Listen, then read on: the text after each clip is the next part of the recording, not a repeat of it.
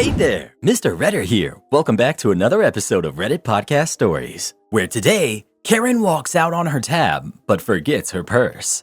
This was quite an eventful day, and I feel compelled to share what happened. I work at a casual corporate restaurant, similar to Applebee's. During lunch today, there was a table of 3 young women, presumably a mother and her 2 daughters, seated in the bar area.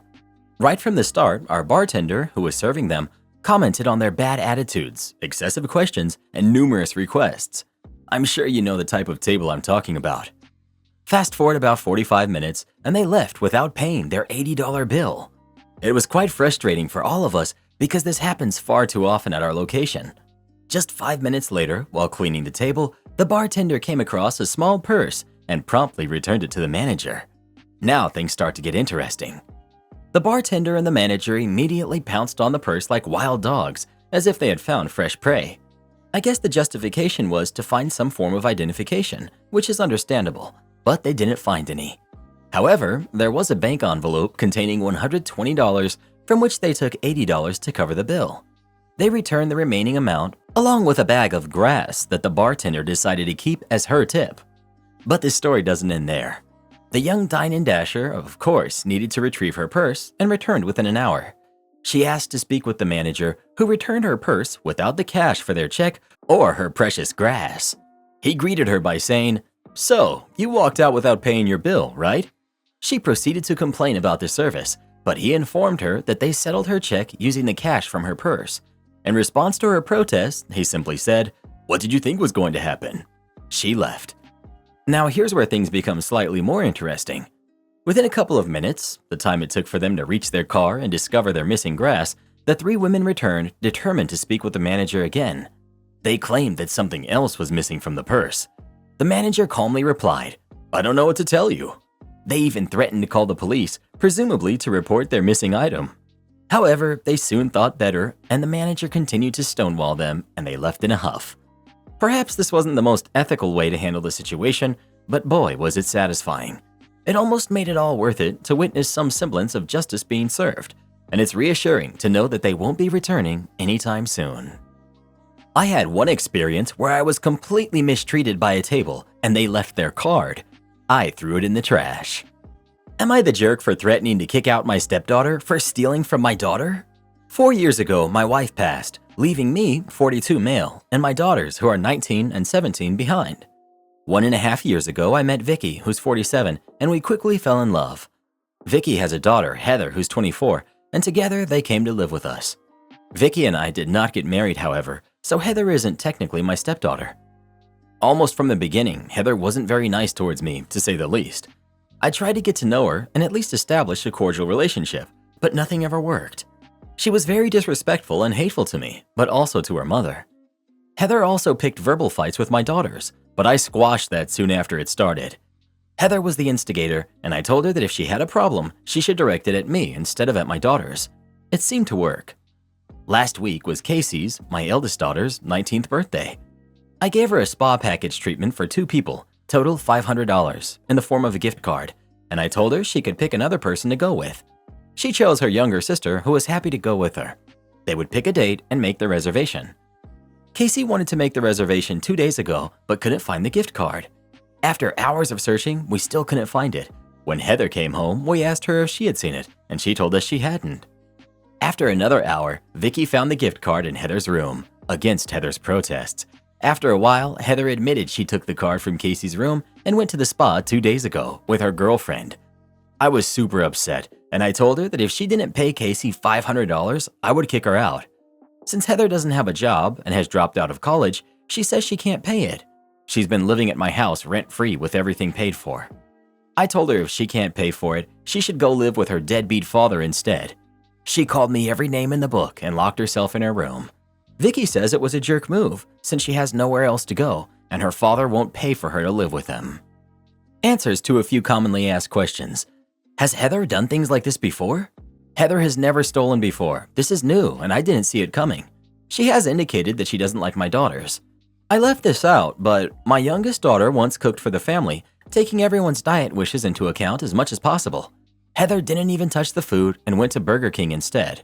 When my youngest told her that she could at least try it, Heather called her a jerk. My dude, Is your relationship with Vicky more important than your daughter's? Of course my daughters are more important. I guess I was just desensitized to it with regard to this particular situation. Because neither Vicky nor Heather can cook. I always cook after work. And Heather never touched the food I make either. What does Heather eat? Does she use your money to buy food? Yes, Heather gets spending money every week for food, gas, and other things. So, is Vicky going to pay the $500 her daughter stole? Vicky has been a stay-at-home mom since her daughter was born. Vicky doesn't have a job. Her ex was ordered to pay alimony and child support, but he's never paid. And yes, I am looking at Vicky in a new light. This is concerning. What does Vicky suggest the punishment be? Vicky suggests a harsh talking to. I don't think that would help much. She doesn't even listen to her mother that often. Update. Considering it's been a rough week and only now are things calming down, I thought I'd write an update. I sat down with my daughters and had a long conversation about Heather, my relationship with Vicky, and how I'd let it go up to this point. In short, my daughters have for a long time hated Heather. They didn't have many problems with Vicky, only regarding how Vicky always lets Heather easy off the hook. I read many comments and I started doubting my relationship with Vicky. I knew it wasn't perfect, but thought we loved each other. My daughters are of the opinion that Vicky never loved me, but that I also never really loved Vicky. Especially, Casey thought it was more companionship that we shared and that I was lonely. My daughter hit the nail on the head, and she was right. I didn't want to spoil my daughter's day to the spa and paid for it so that they could still go. They went a few days ago and had a blast. Regarding Heather, I essentially kicked her out. Vicky threatened to leave if I kicked Heather out, and I told Vicky that she was also free to go. After that, she quickly backpedaled and told me that she didn't want to go. Heather made a fuss, but I let her take her stuff and she moved out within 2 days. She's temporarily staying at a girlfriend of hers. I told Vicky that if Heather didn't pay the $500 back, we were going to call the police and report her. Vicky was horrified and called her parents. I was surprised by this because Vicky told me she had a bad relationship with her parents. As far as I know, her parents gave her the $500 and she gave it to me. After this, I was about to have a difficult conversation with Vicky and wanted to tell her that we are over, but she beat me to it. She told me that I treated Heather horribly because I was threatening to call the police, and she couldn't live with that. I was relieved, and it probably showed, prompting Vicky to call me out, asking if I was going to try to make it up to her and convince her to stay. I told her no. After this, and a lot of screaming on Vicky's part, she also left. She's staying with a married couple that are close friends with her. It took a bit more time and energy to move her stuff to her friend's house. While I was there helping her move stuff, I was essentially ignored, so I have no idea what Vicky told them. Today's the first day of peace and quiet in my house, and I already noticed that my daughters are a lot happier. That's all that matters to me. So, if Vicky hasn't worked for 24 years, and the ex hasn't paid alimony or child support, and Vicky has a poor relationship with her parents, how did she pay rent, car, food, etc. before she met OP? I think the Heather apple didn't fall far from the Vicky tree, and there's a lot of lying going on. Good thing they weren't married. I doubt the ex is the deadbeat Vicky claims he is. I remember there was a thread where a dude was told the ex of his girlfriend didn't pay up what he owed her, but surprise, he actually did, and he had never missed a payment. She lied to get more money out of OP. The fact that she lied about her relationship with her parents also says a lot. Am I the jerk for agreeing with my sister after she accused me of not liking her or caring what's going on in her life? I, 22 female, have 3 younger sisters, Ariel, who's 20, Lily, who's 14, and Michelle, who's 12. My parents have always been very open about favoring Ariel over the rest of us. Likely because Ariel has a more social and extroverted personality type, like our parents, whereas me, Lily, and Michelle are more quiet and usually stick to a small group of friends. Ariel also was the only sibling who shared certain hobbies with our dad, so he especially, but still both of our parents, would show favoritism to Ariel through things such as being involved in her hobbies, having an active interest in her social life, praising her accomplishments, and getting her nicer presents, whereas I did not receive that treatment and Lily and Michelle currently do not either. I know that our parents are the ones choosing to openly favor Ariel, and their favoritism isn't her fault directly. But Ariel recognizes the favoritism to the point of being able to verbally acknowledge it, yet is okay with it since she's the favorite. She actually rubs it in my, Lily, and Michelle's faces. Just a few weeks ago, Ariel told Lily and Michelle that it was their faults that our dad ignores them by saying something along the lines of, "He'd be interested in you as well if you were good at XYZ. If you want that, then you should try getting into XYZ." I only talk to our parents to stay close to Lily and Michelle. I don't make any effort to be involved with Ariel at all. This school year, both Lily and Michelle made the honor roll at their schools. Since our mom didn't acknowledge it beyond, "Oh, good job," and our dad didn't acknowledge it at all, I took Lily and Michelle to Dave & Buster's and some of their other favorite spots to celebrate. I admit we stayed out pretty late. My parents were spending the night somewhere else, so only Ariel was home by the time we got back. After Lily and Michelle went to bed, I was preparing to leave when Ariel asked to talk. Ariel brought up that I hadn't come to her graduation. I told Ariel that she never came to any of my graduations, plus she didn't even ask me to be at hers. Ariel told me her birthday last month was bad enough because a lot less people came than she expected, and I didn't get her a present when I clearly had the money to take Lily and Michelle out. Ariel accused me of not liking her or caring about what's going on in her life. I told Ariel, in as objective a way as possible, that her accusation was true for the reasons explained in the second paragraph. She said herself we aren't worthy of being our parents' favorite like she is, so just leave us be. Ariel cried, but I was too tired to deal with her, and I just went home. I talked to some friends about the situation, and a few told me that they feel bad for Ariel. They said she's also a victim of our parents' favoritism, and now she has to watch her sisters be super close to one another while she's the odd one out. Am I the jerk for still arguing with my friends that Ariel is now 20 and is no victim now that she's an adult? Once Ariel acknowledged it and used it as a reason to actively tease you guys, not the jerk. Add in she's 20 and not a kid, and there's no reason to coddle her. You're also stepping in for your parents where your parents are not. That includes with Ariel too, who's old enough to get some tough love here.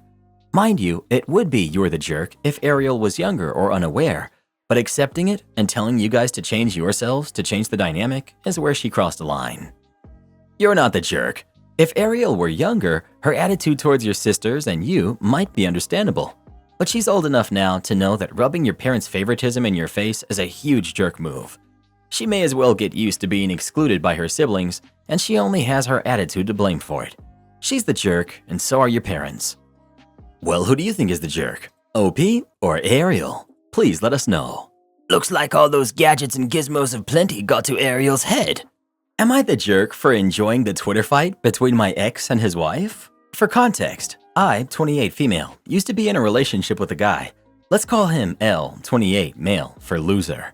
We met in college, and within 2 weeks we got together. For me, he was my whole world, and I was clear from the start that I wasn't looking for anything casual and that I wanted us to be serious, and he told me the same. Soon enough, we became inseparable and one of the most famous couples in college. We used to discuss our futures, careers, and lives after our wedding. I even had the baby's name picked up. But after a year and a half, things started to change. We are Indian, and here our parents pick out our life partners. Or if it's a love marriage, we need their approval. He became cold-hearted when his parents stated that they would start searching for a potential wife for him, as they won't approve any girl of his choice. I kept reassuring him that we could make it work out. We just had to graduate and have a decent job. To sum up, we broke up 4 times due to this issue, but he kept coming back. After 3 years, he finally broke up with me when we were stuck in lockdown because he was away and it was easier, and he got engaged. I was devastated is an understatement. Luckily, my friends were there to support me, and after some struggle, I landed a job that kept me occupied, but I still missed him dearly. So last week, I saw a missed call from an unknown number that was very similar to his previous number, and I never called back. Then last night, I remembered that he had an anonymous Twitter account where I'm not blocked by him and it's public. I lurked in, and what I saw was hilarious. He and his wife are literally fighting over there, and both having a public account made it easier to see what was happening in their lives. It was the kind of fight that should happen in personal chats, not through tweets. Overall, it was entertaining to me, and I blasted Taylor Swift's Karma on loop. I told this to 3 of my friends. 2 of them are on my side, but one of them told me that I shouldn't laugh, as there's a 6-month-old kid involved. Yes, they have a baby together, and I'm feeling bad for the baby as she's stuck between these 2 immature idiots. But it's not me tweeting my personal issues publicly on social media. Also, I'm soon moving away for a better job in life, so I don't want anything to do with them. Am I the jerk? Please don't tell me to move on. I have moved on. He keeps coming back into my life. Thank you. The problem of love versus arranged marriage was indeed discussed multiple times. I trusted him with all of my heart. He basically used me for paying his cigarette bills, commutes, and assignments. He used to ghost me when I refused to do things his way. Not the jerk. I would honestly laugh too. Why take your marriage issues online and blast them for everyone to see? You dodged a big bullet by not being with your ex. Not the jerk. You are far from the only person that's ever lurked on their ex-boyfriend or girlfriend and laughed at everything you saw. You're not the jerk and your reaction is normal. There are some people that hurt you so much you'd give anything to see them suffer. But the truth is that if you feel that way, you're not really over him. Fair enough, but that's kind of a different situation. The OP's enjoyment of her ex's unpleasant situation is fine, but her seeking out his Twitter shows that she's still not over him, which again is fine, but hopefully for her sake, she moves on eventually. Update. It's been almost 5 months since I made this post, and now it's time for an update. After the Twitter fight, I quickly moved on with my life, leaving it all behind. However, today I received some surprising news from a mutual friend. Apparently, my ex has been inquiring about me and my current situation, but our friends have stood by my side and refused to disclose any information. It seems that he's going through a separation with his wife and has the deluded notion that I will forget everything and we can rekindle our relationship. Little does he know that I have relocated to a different city and I'm fully immersed in living my best life. It's ironic, really. He once doubted my abilities as a developer, claiming that I lacked the necessary spark and dedication. Well, guess what? Right now, I'm excelling and thriving as the best developer in my company. I've proven him wrong in every possible way. In order to maintain some privacy, I have only made minor adjustments to my LinkedIn profile, as I don't use many other social media platforms. While some may believe that I haven't moved on, the truth is I have. For me, moving on means finding happiness and inner peace in my life, and that's exactly what I've achieved. Not the jerk at all. I'm glad you're over him, living your best life and focusing on yourself and a successful and happy future. He's shown you what life with him would have been like. He would have held you back by constantly diminishing your light, by undermining your ability to be great, on par or better than him career-wise. Someone calling themselves a man, but not willing to stand up for what he claims to love or want against others, even his parents, is a coward and a waste of your time. My friend had a panic attack because I told her she can't go on trips with me and my boyfriend anymore. I have this friend, Kayla, who's 22, and she and I have been really close since middle school. This all started because she wanted to go on a trip that me and my boyfriend, Ken, had planned. She packed both him and her lunch. When he started feeding me the lunch that she made, it made her start crying in the back seat and saying she was car sick. She told me that I show off my relationship and I'm inconsiderate towards her and how she feels being single and lonely. My boyfriend was upset because I invited her and she completely ruined the vibe. Anyways, I made a post previously on this and decided to take the advice I was getting and set boundaries with her. I talked to my boyfriend about it and he sounded relieved and offered support to me.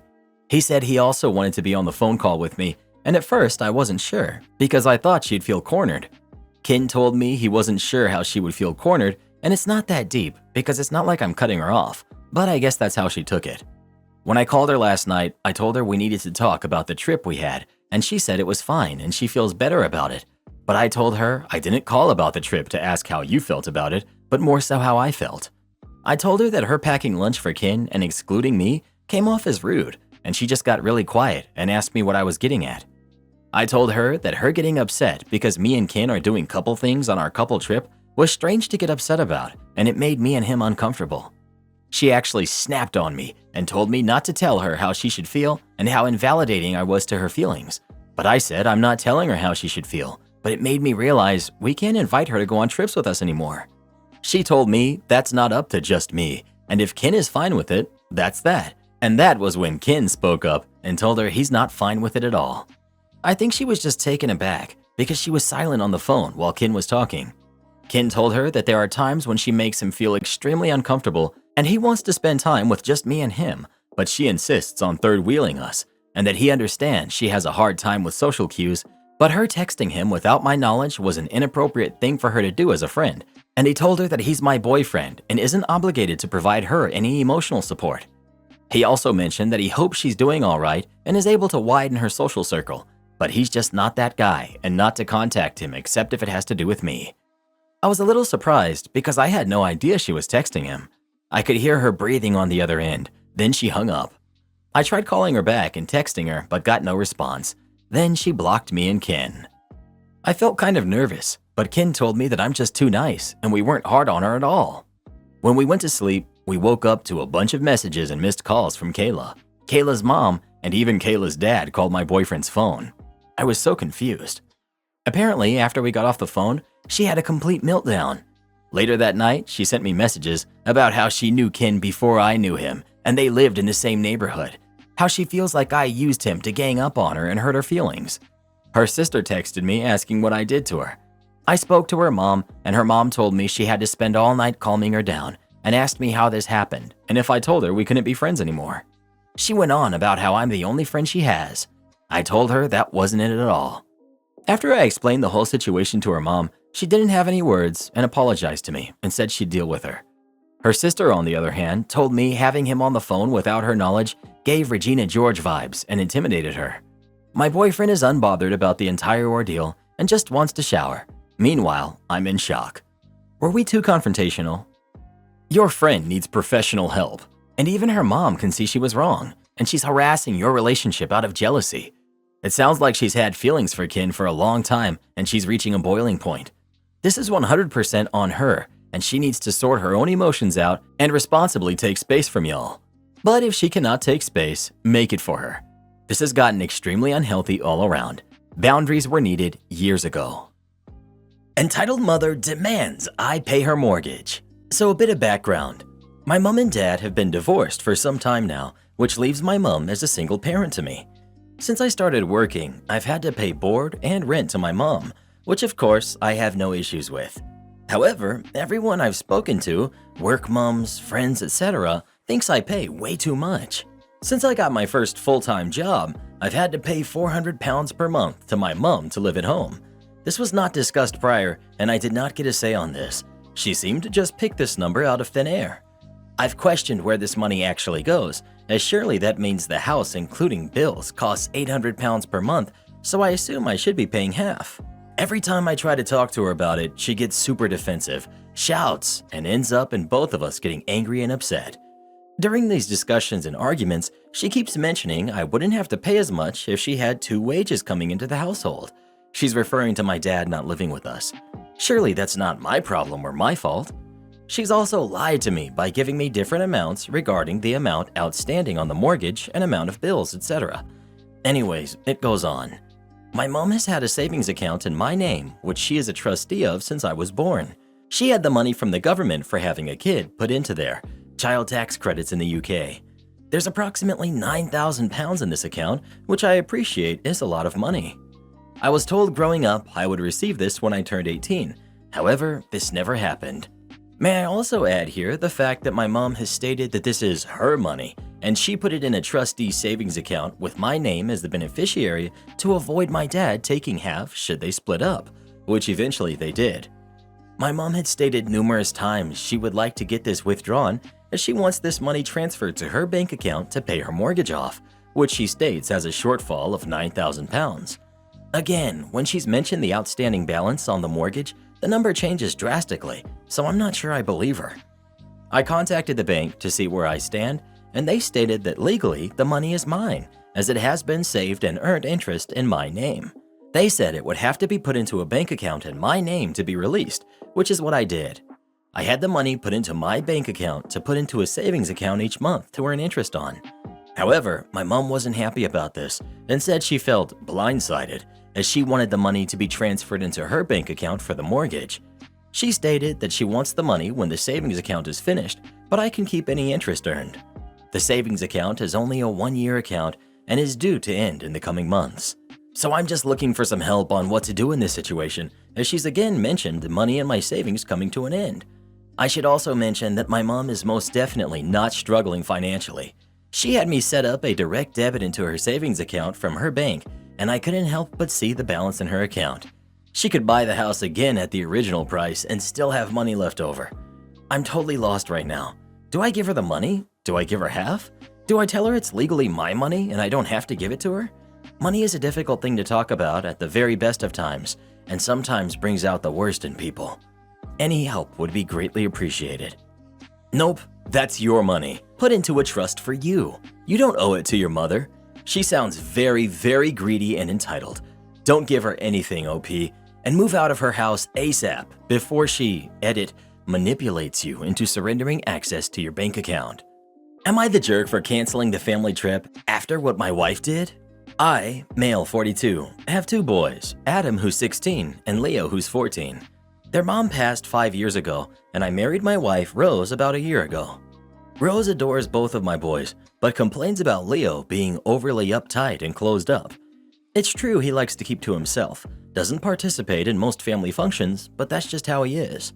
My wife has taken it personally and kept saying that Leo clearly doesn't like her and/or doesn't like spending time with her. What she started doing was trying to exclude him from events under the excuse of he wouldn't be interested anyway, which I thought was wrong because he's picked up on that and started asking why. So I told my wife to just do her part and that giving him the choice to decide whether he wants to participate or not and not outright exclude him. I'd been arranging for a family trip, and days ago I booked tickets and hotel reservations upon deciding our destination. Note that I was paying for the entire thing, but the day of the trip I found out that Leo's ticket had been canceled. I was dumbfounded to discover it was my wife who canceled it. I immediately confronted her, and she said she figured Leo wouldn't want to come, but she knew he said he would go. She tried to argue that due to his moody personality and introverted nature, he'd change his mind last minute or go on the trip, but turn it into a miserable experience for us all. I got so mad at her, especially after she tried pressuring me to leave him with his aunt. I canceled the entire trip, all tickets, all reservations, everything. She blew up at me and started lashing out. I had the boys unpack, and I did the same, which made her go crazy and yell at everyone in the house. She went to stay with her sister while exposing what I did to the rest of the family, who thought I made a big deal out of it and shouldn't have canceled the trip that I promised the whole family. Edit. I'm planning another trip with the boys, without my wife, but right now there's huge conflict in the family, and even Adam is upset and blames Leo for what happened. I'm trying to get everyone to calm down, and then we'll see where this goes. Edit. I've decided, and following some opinions here, to speak to Adam to see exactly why he blames Leo for what happened. He just got home, and I'm about to get him into a separate room for a private talk to be able to hear his side and find out why he feels this way. Edit. I spoke with Adam. Turns out, Rose told him I canceled the trip after Leo changed his mind last minute, and that I decided to cancel it for everyone else and fought with her when she tried to convince me to go anyway and let Leo stay with his aunt. This is just, I don't know what to say. To be frankly honest, Adam didn't even want to talk, but I told him we needed to talk. He and Leo aren't speaking right now because of this, and I'm struggling trying to clean up this mess. I was actually thinking about calling Rose, but after this, I've decided I need more space than she does. I will have the boys sit together. It's hard to do, but I'll try, and talk this out so I can focus on the other major issue I have with what Rose did. Not the jerk.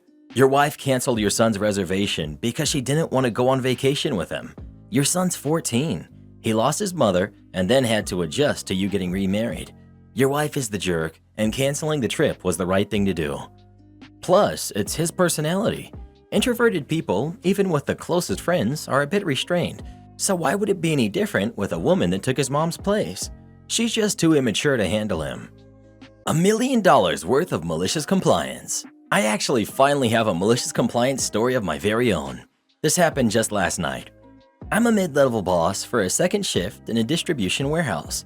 Among the many things I'm in charge of, the biggest is billing.